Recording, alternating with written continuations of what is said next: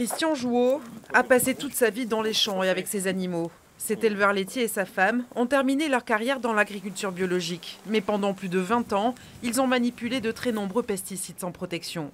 C'est à ces produits que Christian attribue aujourd'hui le décès de son épouse, morte d'un lymphome, mais aussi le cancer de la prostate que les médecins lui ont diagnostiqué il y a 4 ans. Moi, je suis touché dans...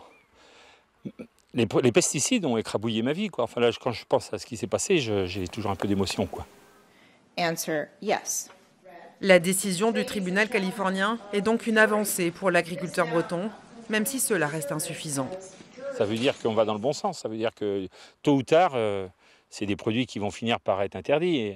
Mais bon, ça, c'est pas tout, quoi, parce que ça continue d'être répandu. Ça va encore être répandu cet automne, ce printemps.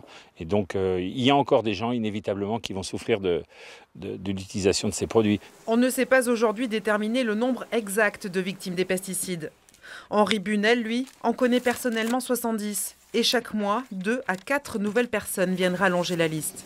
Pour ce militant, la condamnation de Monsanto aux États-Unis est une bonne nouvelle. Il attend désormais que les politiques agissent. On espère que ça va donner un signal très fort aux politiques qui continuent de faire comme si les choses pouvaient attendre encore 2 ans, 3 ans. Bien sûr, c'est moins que l'Europe ne voudrait accorder comme délai, mais c'est énorme pour les personnes qui, elles, sont malades et malades gravement.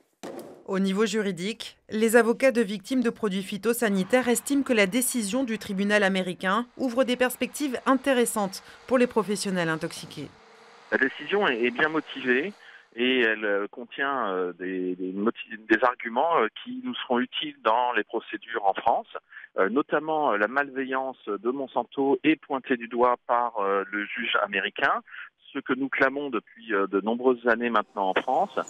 Après les collectivités locales, les particuliers auront l'interdiction d'utiliser du glyphosate à partir de janvier 2019.